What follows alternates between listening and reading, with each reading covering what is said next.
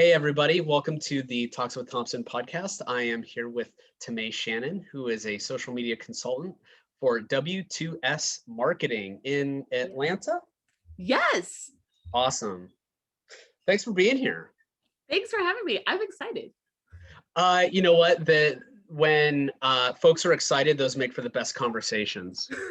So I think after this one, I might be done. Can't top it. But anyway, thanks for being here. I'm really interested in learning more about you and your background. We are connected through the Higher Ed Social Facebook group, and we both do social media marketing and a little bit more. And I'm interested in where you got started. Where are your humble beginnings? Right. What was that spark?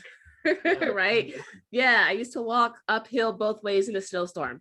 So how I got started is I don't know, the lucky generation that got to experience a lot of tomfoolery recently as far as financial markets and being like this. I'm an 80s baby. And so there's this crest of realization of you no longer work at one place for your whole life and leave with a pension. You got to figure out the money on your own. And so I went to school and I was like, oh my God, I'm gonna get a job in an ad agency. I so wanted to, like, Mad Men was in my head. And I was like, totally, no, didn't happen. No, I got out in 05 the first time. Okay. Ran back to school. And I got out at 08 and I applied to at least 100 ad agency jobs, at least. And everybody was like, oh my God, this is so amazing. Do you want an internship? No, I have very real private school bills and they want their money now that I'm out of school. And so I was doing a lot of odds and ends. And my mom said, hey, Tamay, why don't you start a business? And I was like, that's a horrible idea, mother. And the reason why I thought it was a horrible idea was I felt I didn't have enough. I didn't have the MBA. I didn't work in corporate. Like there's all these things in my young-ish 25, I guess that's young. It felt really young. Years that I thought I had to be in business. And so but the seed was planted. The seed was planted. And so 6 months later, I was like, okay, I guess I could give this a go because I was a teaching assistant. And I was like, I mean, it's fine. It pays bills, but this is definitely not something I'm excited about. So sure, why not? I can totally do ramen. It's just me and a dog. We'll figure it out. So that's how W2S marketing got started. What's the W2S stand for? Where to start. Nice. You know, I love those intuitive names. And so a colleague of mine in Youngstown, he started his own firm, a marketing firm a long time ago, but it was CYO marketing, create your own marketing. And I thought that was clever because it was empowering the clients. Right, exactly. Yeah. So kind of a similar model to W2S then. Yeah, we're roughly the same age. We have graduated like within the 2-year span of each other. I too started my own company. I started when I was 24 and now I'm on my 4th company. So, you know, once you start one, it's like, that's not the last. Right. Right. It's so funny because I felt guilty about that. Oh, really? Okay. There's this narrative that I bought into that basically you suck if you can't make this business work. Like that was the narrative. Like if you can't figure out how to do it the first time around, then give it all up. You shouldn't be here. This is not for you. And what I've learned is that you learn at each iteration. You learn different things, not only about yourself, but about being in business and what's missing and what will work better. And so that the failure of it all is not necessarily a bad thing. It's just a thing that happens. Like the guy who did the Fry Festival, wonderful dumpster fire of a failure. Everybody saw it go up in flames. There was a document. We all saw it. And then he turns around and gets more funding for another business. And I'm like, wait a minute. Wait a minute. Right. So it's like, failures aren't a bad thing. And they don't have to be that thing that stops you because Fry Festival. So yeah. And you don't have to have a business degree to run a business. I think that was one of my biggest concerns was like, here I am, I have 2 design degrees working on a third. I don't have a formal business background, like educationally. How am I going to do this? Yeah, I definitely, it's especially now since the internet is like a thing, really a thing.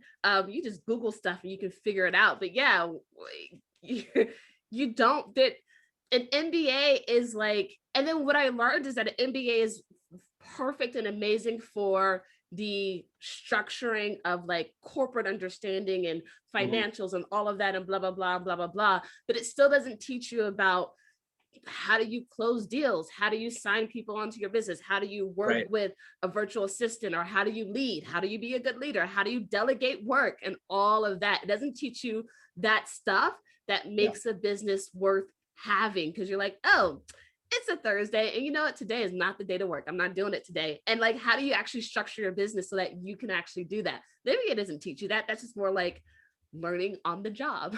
Yeah, that's the practical, on the ground, in the dirt Mhm. kind of stuff that you can't necessarily get in a classroom. Right. And what's ironic is that I'm on the marketing team for the University of Pittsburgh's business schools, right? So it's so funny how like I come full circle. So I started out as 24 years old, trying to be entrepreneurial and enterprising, and start this business, and then I come, my God, like 15 years later or something like that, come to Pitt, and then like, oh, what do you know? They actually do teach a few of these things, Right. but they still don't necessarily get in the dirt kind of Hmm. experiences. I was Hmm. fortunate enough to teach, and it's actually the origin story of this podcast is that I was teaching in the business college, right? I got to teach a Oh. business class, which was awesome. It's all about brand management, which is Mm. absolutely your business. And I got to talking to the students and like, yeah, we want to learn more about the practical, on the ground, Mm. nitty gritty, stuff that you and I learned just kind of, Flailing it hobbling through it, out. just Right. in the beginning. So that was really exciting to be able to produce, 49 episodes of the podcast based Hmm. on that premise. That is So, cool. That is cool. And yeah. it's funny because nobody ever tells you that being in business is like a war against yourself, because there is like the practical paying taxes and blah blah blah, but then there's Mhm. when you get up and you're like, oh, I need to close, or I want to close this 20K deal or 10K deal, 5K deal, whatever, and then you have this voice in your head being like, you can't do that, why are you here, you're going to screw it up, you should not even be here. Like there's this war, there's this internal constant up leveling I have to do for myself just to be like, Tamay, you're speaking crazy to yourself, that is not true. And nobody talks about that, like that that it's always there, like no matter how much money you make or how, there's always this something, this doubt that's like, but really though. So yeah. Mhm. Yeah. Sounds to me like you've got a full-blown case of what people in the medical profession call imposter syndrome. Right, full blown. Yeah, yeah. Oh, hey, the best ones, frankly, have been there. it, And yeah, and it's not, and it's not being upset about it. It's just like that's just a part of it, and not resisting it or not being like, oh, well, since I feel this way, that obviously is indicative of something. No, it's just indicative that you're a human and you happen to wake up today and see the sun. Like that's all it's indicative of, but not right. necessarily your skills or capabilities or where you should or shouldn't be. I love hearing that because one of the things that I always try to instill in my students is this entrepreneurial spirit. So you got to experience the Mhm. economy collapse in 08, 09. And so did I. Like creative professionals across the board were getting Right. laid off in droves. Hmm. And I felt like for me that was a very informative point in time to realize like, hey, if you don't want to start your own business, totally fine. Hmm. Um, but you need to have something in case your employer lays you off. Hmm. And for me, that manifested in an additional way. Excuse me. So I was working for Heinz North America, Mhm. designing labels for ketchup bottles. And then I decided during my time there, this was 08, 09, like, Mhm. yeah, a lot of my friends are getting laid off. I'm so lucky to be here, but I need to prepare. And that's when I decided to go to graduate school and get my master's degree, because I realized, like, hey, if I get my MFA, I can go teach. Mhm. And then if I'm done with that, I can go back into the profession, or if I'm done with the Mhm. profession, I can go into teaching, regardless of the status of the economy, right? Right. Um, so that worked out. But then I had some friends whom, like yourself, decided I'm just going to start my own thing and be my own boss, and uh, you know, accountable to myself for my Mhm. success. Yeah. And that is so telling of a person's character, right? Mhm. Mhm. Like, I can tell, like, you're a very specific kind of ass kicker, right? Either your own or others, but you do it because you need to, and you've been doing it for 11 years. So Mhm. you're too far in to Right. not let We things not quitting fall. down. We here. Yeah, exactly. Right, right. So what was that first 5 years like for you growing your Oh, client it base? was, yeah, it was utter bullshit. It was definitely, it is, it is a bless your heart moment. It was Ah, like, that is the give, that is the forgiveness that I give myself. Cause looking back, I was like, what were you thinking? Like, when I first started, I remember very specifically being like, okay, so Tamay, what do you do? And I was like, marketing. For who? Everybody. And yeah, it's like, um, everyone. you can't, everybody's pretty big, but I was like, no, no, no. And so I would be taking jobs where it was like, hey, can you get us on a billboard? Yeah, I can do that. And so it, what it ended up leaving me with is just frustration, right? Because there was never anything that I could get my groove with. And I was just taking jobs. And it wasn't things that fed me, but things that were just like, it pays money, so whatever. And Mhm. it's, and I want to, there's a distinct difference between making your money. Please make your money. And there are sometimes you will absolutely have to be like, I'll take this job, but I don't want to. That's one thing. But then but if you don't have an eye towards who you really want to work with, what type of people you want them to be, what type Right. of business you want it to be, then you'll never get on track and you'll always just be like all over the place. And so that's what I was doing in the first year and a half. And then I started being like, okay, wait. So let's just focus on social, and let's just focus on this type of business, and let's just do this. And then what began to happen is that I was enjoying things a lot more because I wasn't always having to learn about how to get a billboard or how to do SEO or how to blah blah blah blah blah. It was like, no, no, no, this is my wheelhouse. I already Yeah. have a base level foundation, and I already know a pathway to success. Yeah, you can't be all things to all people. And Right.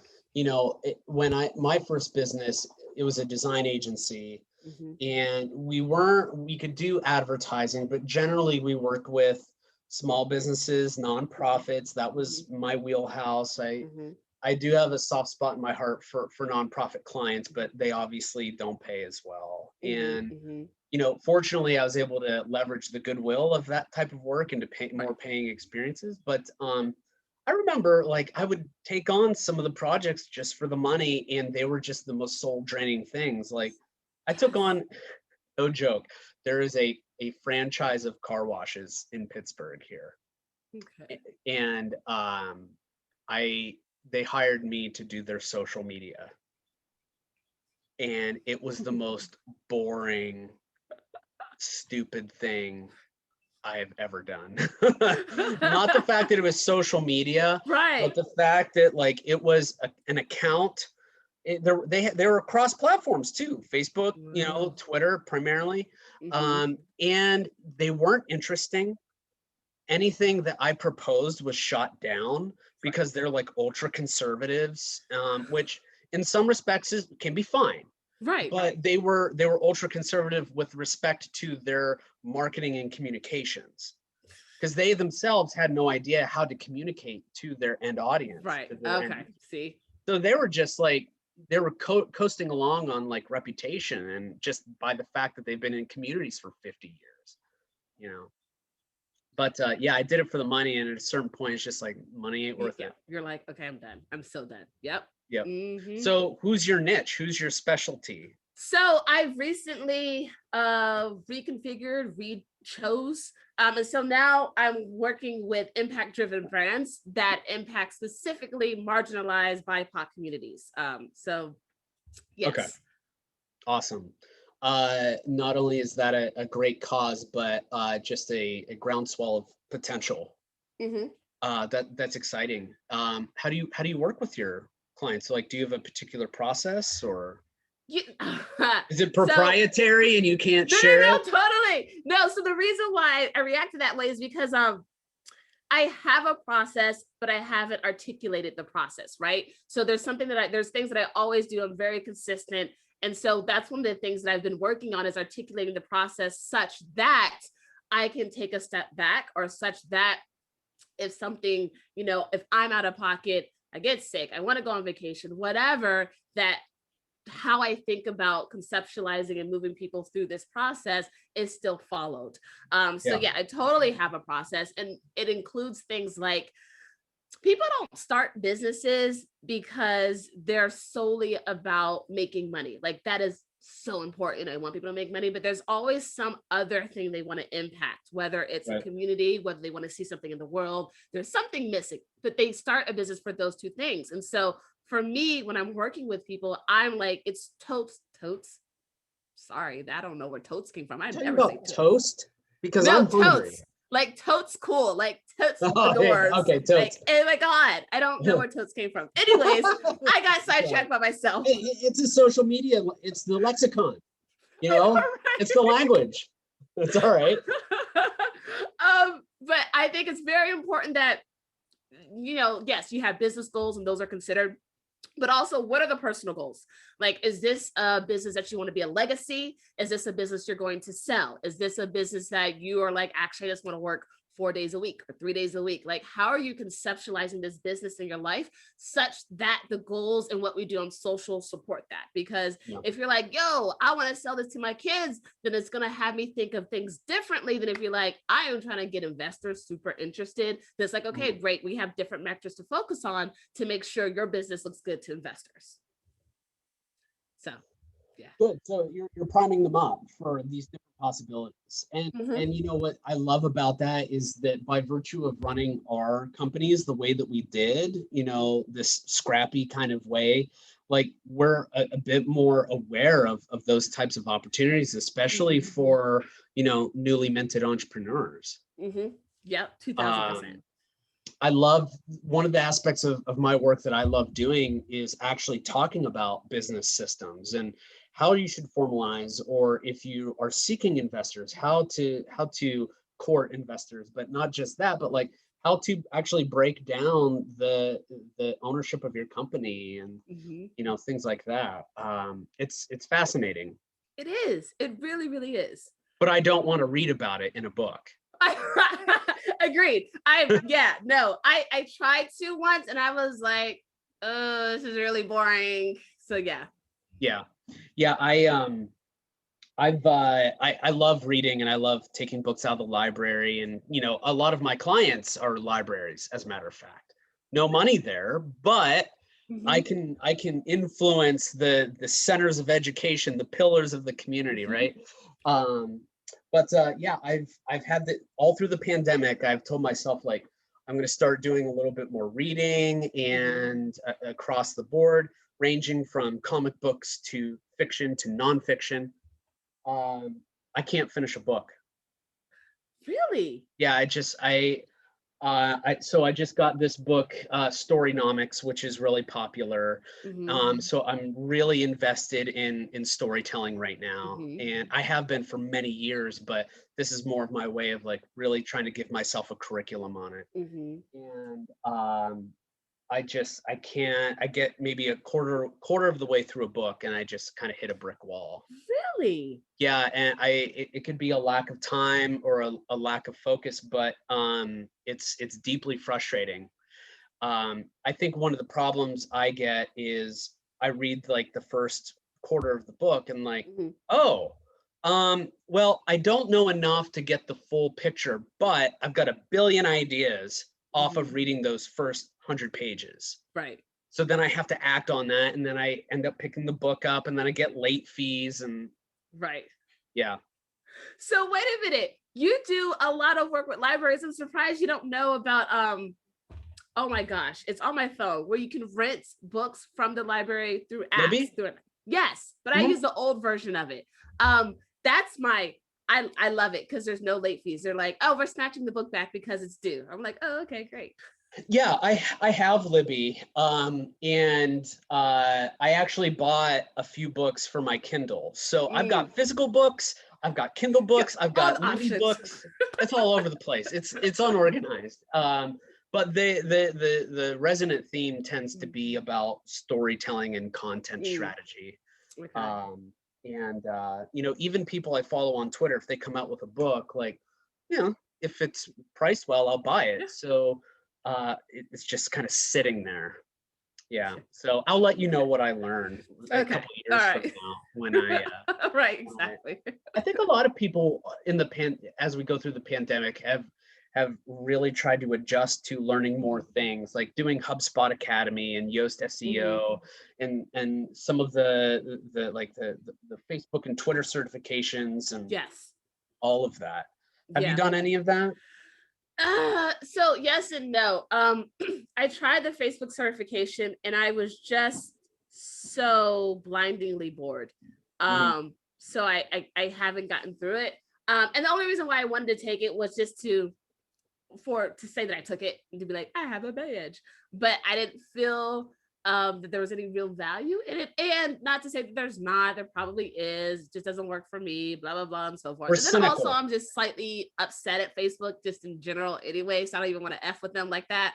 Yeah. Yeah. So yeah. Have you looked at the National Institute of uh, social media strategist certification? No, I haven't. Who did? Quick plug. She was on the podcast, actually. You should listen to it. Oh, cool. But yeah, NISM. They're wonderful folks. I'll send you Okay. Yeah, their totally. their Twitter link. I've gotten a lot of really great feedback and Okay. information and insight just from talking to the group and Okay. reading the book and Okay. everything. But yeah. Anyway, pardon the nerd out there. Right. Uh, Right. so you're primarily doing social media work Mhm, for a variety of different companies and mhm. organizations. How deep do you get in that? Are you building out campaigns, or look how are you incorporating campaign thinking and storytelling thinking into your work? So yeah. Um Typically when I start working with somebody, there is the hey, what's your voice? Or what do you sound like? Are you this? Are you this and this? And I'm like, Mm, I sound like my business. Okay. Well, let's create that then. okay. So All right. yeah, Yeah. yeah. So so before I could even be like, here are some arcs that we want to create and tell, it's really making sure that businesses sound like themselves. And what I see is a lot of people not leaning in to the strength of their voice, the radicalness of what they do, the blah blah blah. Like when you are that when you're putting your stake in the sand for something big, then your voice online has to match that.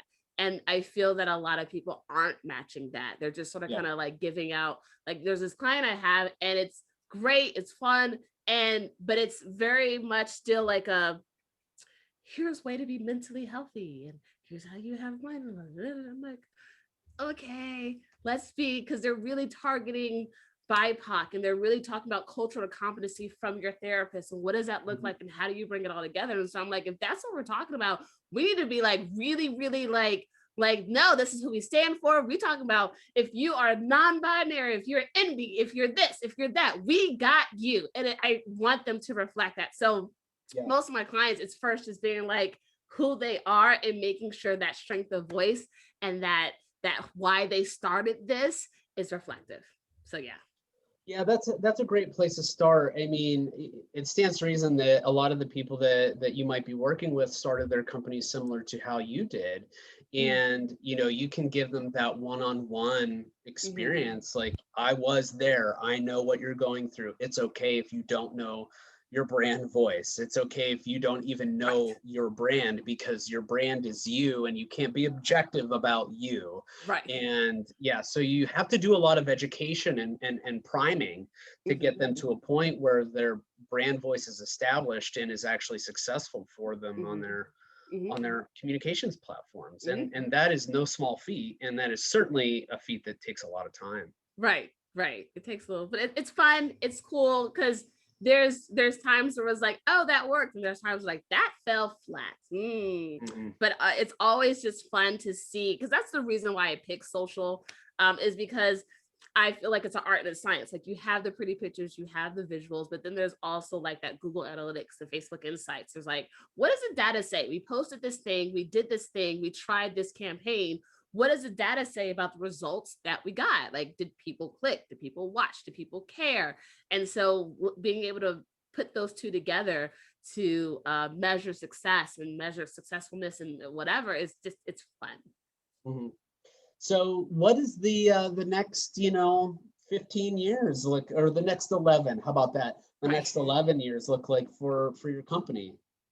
Uh, personally, I would love it, just personally, if I could just, I am personally done with Facebook. I'm just done with Facebook. I'm just done with how they do things. I'm just Same done with the here. duplicity. I'm done with like, we stand for this, and then underhand, underhand, underhand. And it's like, look, if you're gonna be an ass wipe and just stick to it. Like, I'm okay with it, but don't tell me that you care for me or you want to do this, you want to do this, but you're over here being like subterfuge. Mhm. So if I could disentangle out of Facebook and just be like, I would totally be super excited about that Yeah. personally. But really, just I am a firm believer that not everybody needs to be on social, and it's not always appropriate for everyone at any stage in your business. And so I want to make sure that at the end of the day, people know that. Like, I'm a firm believer, if you're like, I need to eat today, I need to close deals today, I need to put money in my bank account today,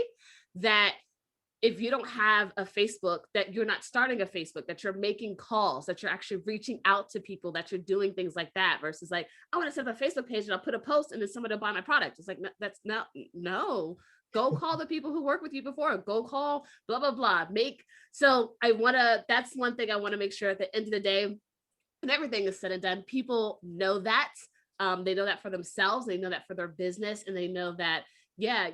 And then also, it's funny how people still don't know this, but I still see messages where people are like, Facebook shut down my business page. And I'm like, okay, yeah, that's what Facebook does. Like, and they're like, what can I do?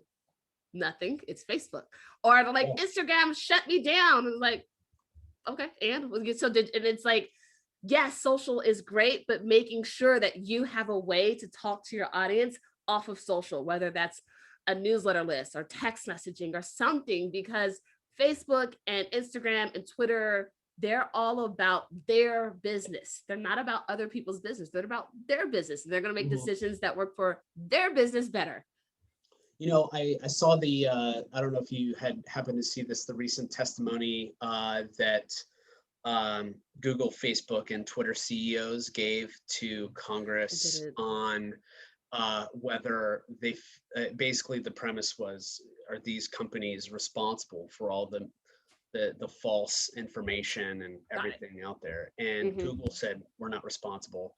Zuckerberg, without blinking, said no. And then Dorsey with Twitter was like, yes, but. Mm-hmm. And it was at that point where, so the past year, I've been slowly migrating off of Facebook Mm-hmm. and really investing more time into Twitter, Mm-hmm. which they're both cesspools and Yeah, right. various in different permutations, right? Different variations. But my little corner of Twitter is like really awesome, and the Mm-hmm. people are just fantastic.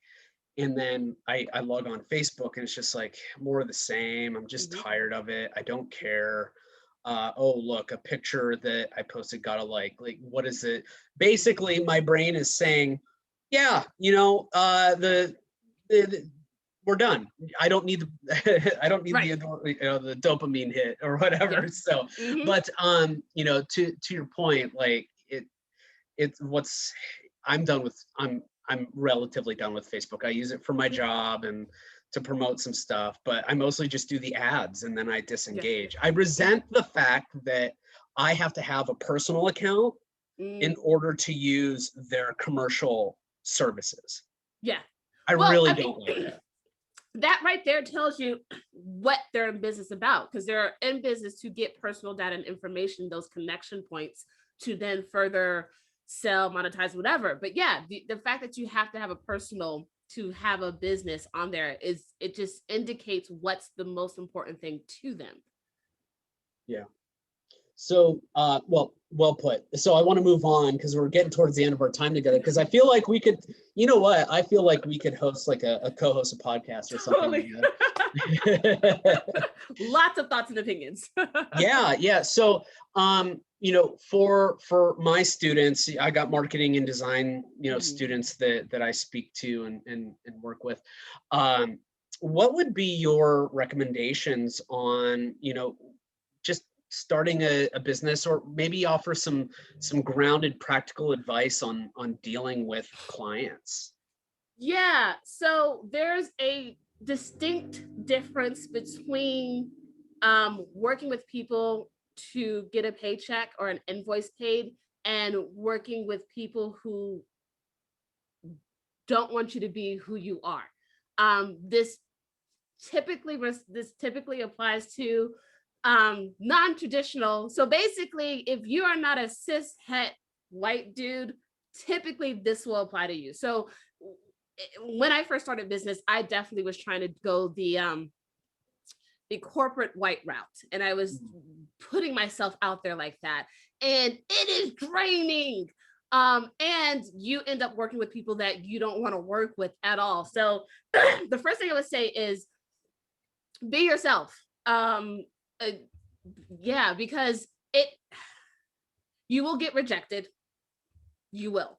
But what it's going to give you, right? Yeah. You're going to have the space to really create how you want your life to look.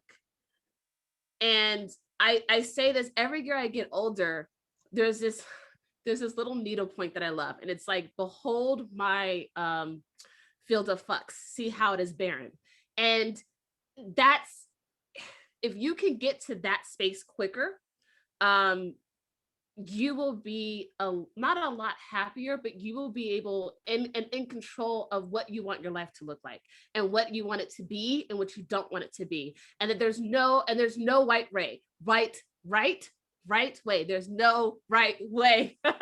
So if you are like double entendre, I know, right? Exactly. But if you're like, no, I want to do 50 hours a week, I love to work, I want to do that, that's you. And if you're like, no, what's really important to me is I do 10 hours of this, 10 hours of this, and 10 hours of this, that is you. That's totally fine. I don't get up early. I don't get up at 6 a.m. That's not me. I get up at 9:30. I typically don't take my first call till 10. Like, that's pushing. I like to take my first outward facing call at 10:30. I start my work at 10. But that's what works for me. And for the longest, I felt guilty by not being up at 4 a.m. because I'm like, oh my gosh, I'm missing out. No, this is what works for me. So yeah, the biggest thing is you are in control of your life. It is yours. And however you construct it and however you make it, it's yours. Nobody else is living it. Nobody else. And so I would say that whether you're working with a client, invoicing, starting your business, going out and doing the corporate thing, if it aligns with who you are, then that is where you should be. Perfect. I couldn't have said it better myself, but I do have an addendum, something to add to that. You say like you're in control of your life, and that is absolutely true. Mm-hmm. Do work. I implore everyone listening, please do work that you care about. And do work that, first off, listen to Tamay. Do work you care about. Use your life energy on things that are worth it. And 3, don't ever accept PowerPoint projects. But